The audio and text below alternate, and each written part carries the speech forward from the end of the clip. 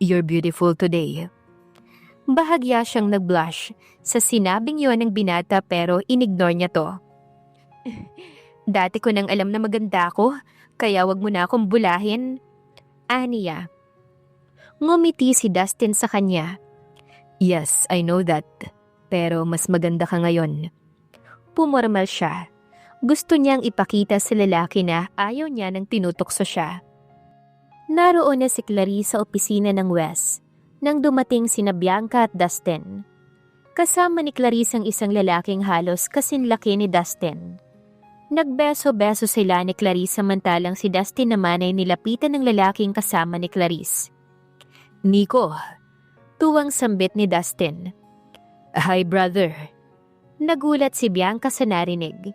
Ito pala si Nico na fiancé ng kaibigan niyang si Clarice. Pero bakit brother ang tawag nito kay Dustin? Ganoon ba ka-close ang dalawa? Pero mas lalo siyang nagulat nang makitang nagyakapan ng dalawang lalaki. Tumingin siya kay Clarice na parang nagtatanong ang mga mata niya. Pero parang sinadya ng kaibigang iiwas ang tingin sa kanya. I am glad you make it today. Ang akala ko i-Indianin mo ang kasal ko. Of course not. Natutuwa ako dahil sa wakas ay naisipan mo na ring magpakasal. And at the same time ay na-curious ako kung sino ang maswerteng babaeng nakabingwit sa'yo. Nakita ni Bianca na bahagyang tinapik ni Clarice si Nico. Si Dustin naman ay lumapit kay Bianca at inakbayan siya nito. Siya si Bianca, Nico. Siya ang mapapangasawa ko. She's Clarice's friend. Agad na inilahad ni Nico ang isang kamay kay Bianca. Now I know kung bakit gusto nang magpakasal sa wakas ng kuya ko. Hindi ka lang pala maganda. I think you're also enigmatic and compassionate. Hey, nasa harap ang girlfriend mo at kaharap mo rin ako. Nakangiting paalala ni Dustin sa kapatid. Marahan namang tumawa si Nico. Bago nito inakbayan din si Clarice at may ibinulong na kung ano. Sinamantala ni Bianca ang pagkakataon para kumprontahin si Dustin. Kapatid mo ang fiancé ni Clarice? Tila nahuli na kaya halatang atubili si Dustin nang tumango sa kanya. Bakit hindi mo sinabi sa akin, Dustin? I'll explain to you later, Bianca. Sagot sa kanya ni Dustin. Kinausap na sila ng staff ng Wes at ilang minuto na lang daw ay lalabas na to. Habang naghihintay sila ay nag-iisip si Bianca. Ang sabi sa kanya ni Clarice ay mayaman daw ang boyfriend nitong si Nico. Hindi niya nalang masyadong inusisa si Clarice. Pero kung mayaman ang kapatid ni Dustin, paanong nangyaring isa lamang itong plumber? Aniya sa sarili. Naikasal kaagad sila ng Wes. Nang halikan siya ni Dustin sa labi, ay parang naparalisa si Bianca. Hindi niya akalaing sa labi siya nito hahalikan. Ang inaasahan niya ay sa pisngi lang. Gusto niya sanang magalit sa lalaki na ngayon ay asawa na niya. Pero bakit naisip niyang, bakit ba siya naaapektuhan? Palabas lang ang lahat ng to, katulad ng kasal nila. Hindi siya dapat magpaapekto. Dustin is just doing his part. Ganoon din dapat ang gawin niya. Parang nanginginig ang kamay niya nang hawakan ng ballpen, signing her maiden name for the last time in the registry. Pagkatapos ng kasal ay kinausap ni Dustin sina Clarice at Nico na sumunod na lang sa isang restaurant. Nagulat siya nang malamang may ipinareserve na table sa restaurant na yon si Dustin. Habang kumakain ay nakikinig lang si Bianca sa usapan ni na Dustin at Nico. May sinasabi si Nico tungkol sa plantation sa Honolulu at sa cannery sa US na pinuntahan nito. Si Clarice naman ay kunwaring inaaliw siya. Pero wag kay halatang niloloko lang siya ng kaibigan dahil alam na may kasalanan nito sa kanya. Natapos silang kumain at paglabas sa restaurant, ay inihatid pa sila ni na Clarice at Nico sa kanilang kotse. Saan ang honeymoon niyo, kuya? Tanong ni Nico kay Dustin. Baka sa Baguio o kaya'y sa Tagaytay. Ipapasyal ko si Bianca sa pineapple farm doon. Dito lang kayo sa Pilipinas? Mukhang nagiging kuripot ka na yata ngayon, kuya. Bakit yung ex-GF mo ay sa Venice mo pa dinala? Ano nga bang pangalan nun? Hey Nico, tumigil ka, okay? Saway ni Dustin sa kapatid. Oops, sorry. Nakangiting sabi nito saka bumaling kay Bianca. Past na yon, kaya kunwari wala ka na lang narinig. Nagbago na ang kuya ko. Kaya nga nagpakasal na siya, finally. Mabait si kuya, lalo na kapag tulog. Napansin ni Clarice na kumunot ang noo ni Dustin. Kaya hinampas nito sa braso si Nico. Ano ka ba, Nico? Baka mapiko na si Bianca. Pasensya ka na sa akin, ganito lang talaga ako. Sabi ulit ni Nico kay Bianca.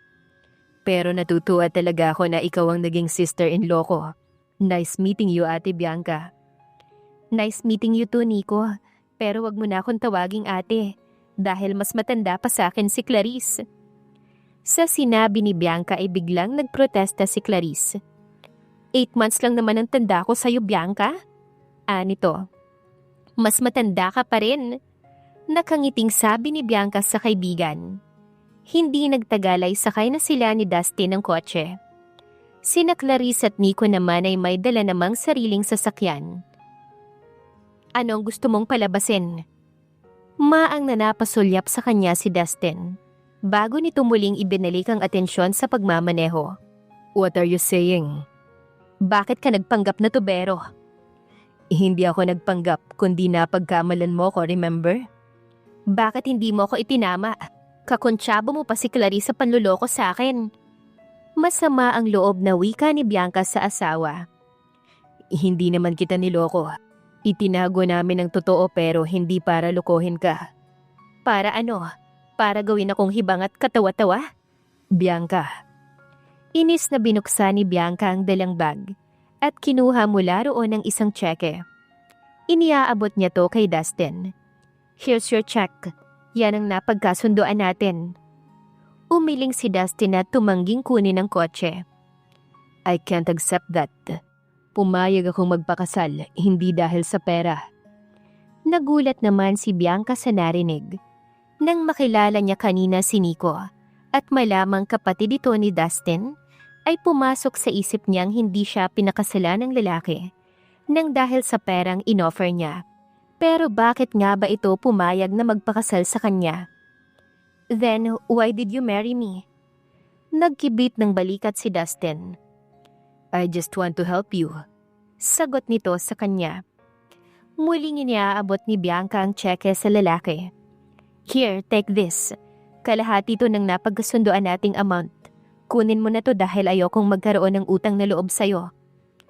Walang nagawa si Dustin kundi ang kunin ng tseke mula sa kanya. Pwede ko bang malaman kung ano talaga ang trabaho mo? Tanong niya sa lalaki maya-maya. Connected ako sa Manalo Food Science na ang mga produkto ay juices, fresh juice, dried fruits, canned pineapple, and other packaged fruits. Hindi na kumibo si Bianca. Ngayon pa lang at iniisip niya na kung totoo bang sinabi ni Dustin na gusto lamang siya nitong tulungan kung kaya't pumayag ang lalaking magpakasal sa kanya. Pagkapasok sa kondo ni Bianca, ay agad niyang dinala si Dustin sa guest room. Ito ang magiging kwarto mo. Wala pang mga gamit mo, kaya ikaw na ang bahala kung kailan ka kukuha ng mga gamit mo para dalhin dito. Kung gusto mo ay doon na lang tayo magstay sa bahay ko at... May I remind you this, Mr. Dustin Manalo. Totoo nga ang ating kasal pero hindi pwedeng maging totoo ang pagsasama natin. Ito ang napag-usapan natin at kailangang tumupad ka sa kasunduan. Nakangiting tumango-tango sa kanya si Dustin. Okay. Eto nga palang duplicate key dito sa kondo. Sabi ni Bianca bago iniabot sa lalaki ang susi. Thanks, eto naman ang susi sa kotse mo. Kinuha ni Bianca ang susi ng kotse niya at inilagay sa loob ng kanyang bag. Aalis ako ngayon para sumaglit sa bahay ko at kumuha ng mga gamit. Bakit isinoli mo pa sa akin ang susi? Anong gagamitin mong sasakyan? Parang bigla siyang nag-alala sa asawa. Magta-taxi ako, pero pagbalik ko rito ay dala ko na ang kotse ko. Oo nga pala, may sinasabi nga pala ang asawa. At komo na bisto niya na ito'y hindi na kailangang magpanggap sa kanyang walang sariling sasakyan. Nang tumingin siya kay Dustin, ay napansin niyang nakatingin ito sa kanya. Nagtaka siya at napaawang ang bibig niya upang magsalita sana. Pero bago pa niya nagawa yon, ay bigla na lang nitong dinampian ng masuyong halik sa labi. Bakit mo ko hinalikan? Paasik niyang tanong sa lalaki pagkatapos ng halik na yon. Because I wanted to. Hindi mo ba narinig ang sinabi ko sa'yo kanina? Hindi mo ba yun naintindihan? Kasal nga tayo pero hindi totoo ang ating pagsasama. Parte lang ng kasunduan natin kaya tayo magkasama ngayon. I thought I made myself clear. It was just a kiss. Parang ang hindi ko naramdaman. Pero sa tingin ko ay hindi ka naman magagalit dahil hinalikan kita. You sound like you're complaining dahil kulang ang halik ko. Tila nakakalokong sabi ni Dustin sa kanya habang may pilyong ngiting naglalaro sa mga labi nito. What? See you later, honey. Nang umalis si Dustin ay para ring itinulo si Bianca sa kinatatayuan niya. She keeps on telling herself not to trust anything about the man, even her own instinct. Dala ng pagod ay nakatulog si Bianca, pero nang dumating si Dustin sa kondo ay nagising siya. Hindi nga lang siya nag-abalang lumabas ng silid niya at kausapin to. Nang gumabi na ay inion niya ang television set at DVD. Nanood na lang siya ng English film, pero hindi pa man nangangalahati ang pelikulang pinapanood niya nang kumatok si Dustin. Bianca? Tawag nito. Nagpakawala siya ng isang malalim na buntong hininga, bago bumangon mula sa kama at binuksan ang pinto. Bakit? Anong kailangan mo? Dinner's ready. Nagulat si Bianca sa narinig na sinabi ng asawa. Nagluto ka na? Maang niyang tanong dito. Yup, hindi ako nagugutom. Hindi pwedeng hindi ka kumain. Magugutom ang baby. Kahit na ayaw mo ay kailangan mong kumain dahil hindi na lang yung sarili mo ang dapat mong isipin, kundi maging ang batang nasa tiyan mo. Walang nagawa si Bianca kundi sumama kay Dustin sa kitchen. Pero naiilang talaga siyang kasama ang lalaki sa iisang lugar. Parang ibig na tuloy niyang pagsisihang nagsuggest siya ng ganitong kasunduan. Hindi ba dapat ay nagpakasal na lang sila? Pero hindi niya inayang tumira rito sa kondo niya ang lalaki. Bukod sa rice at fresh mangoes, ay may nakahaing lapu-lapu with sauce sa mesa at chicken and veggie stir-fry soup. Hindi ko alam na marunong kang magluto. 13 years old pa lang ako ay alam ko na ang halos lahat ng gawaing bahay. Ako rin ang nag-aalaga kay Nico nun. Maaga kayong naulila sa mga magulang? Sa halip na sagutin ng lalaki, hinawakan siya nito sa isang braso at inalalayang makaupo sa silya. Maupo ka na. Umupo si Bianca at inihatid niya ng tingin ng lalaki hanggang sa makaupo ito sa tapat niya. Bakit nga ba ang feeling niya ay iniiwasan ni Dustin na mapag-usapan ng tungkol sa parents nito? Traumatic ba ang naging kabataan nito? Had he experienced severe hardship as a child? Tahimik silang nag-dinner ni Dustin. Naramdaman ni Bianca na parang nag-iba na ang mood ng lalaki, kaya't hindi na siya nagsalita pa. Pagkatapos kumain ay magkatulong silang nagligpit ng mesa. Si Bianca sanang maghuhugas pero hindi pumayag ang binata. Kailangan na raw niyang magpahinga kaya pumasok na si Bianca sa kanyang silid. Habang nasa kwarto niya ay nakikiramdam siya. Nang marinig niyang pumasok na sa silid nito si Dustin, ay nagpalipas siya ng 2 oras. Saka siya maingat na lumabas ng kanyang silid at tinungo ang front door. Lumabas siya ng kondo at tumungo sa basement. Paglapit niya sa kanyang pulang Honda Civic, ay napansin niya kaagad ang isa pang sasakyan na naroon katabi ng kotse niya. Ngayon niya lang nakita ang sasakyan. Gray ang kulay nun, at kung hindi siya nagkakamali, isa to sa 10 most expensive cars in the world. Mercedes-Benz SLR McLaren. Nakita niya sa internet ang price nito. Sa pagkakatanda niya ay more than $457,000. Kaya almost 20 million pesos ang halaga nito. Plus pa ang tax kung sa ibang bansa ito binili ni Dustin.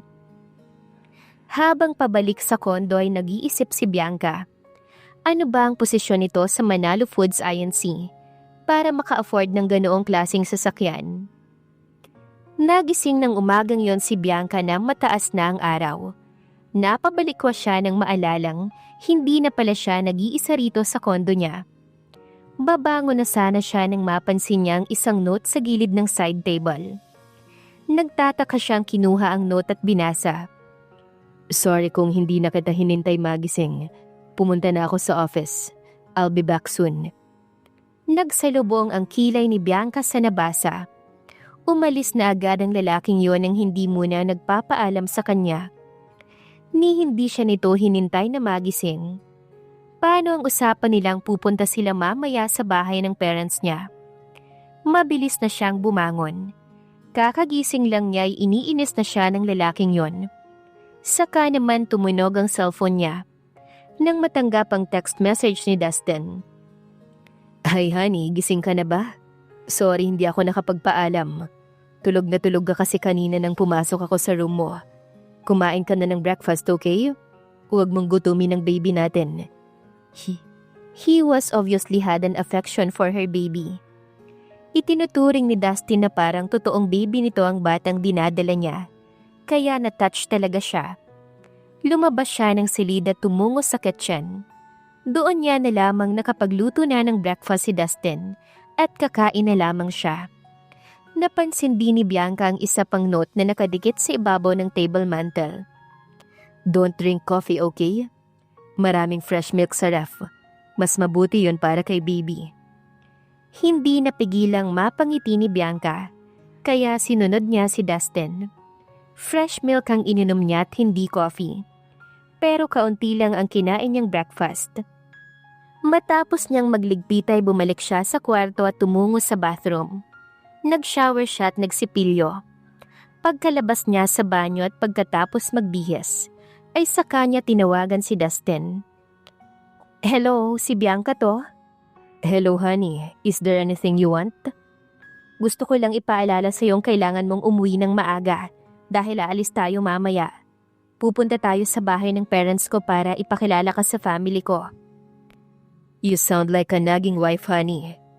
Mula sa kabilang linya ay dinig niyang mahinang pagtawa ni Dustin. He's teasing her. Namula ang pisngi niya at nagpapasalamat siya dahil hindi siya nakikita ngayon ng lalaki. Stop teasing me, okay?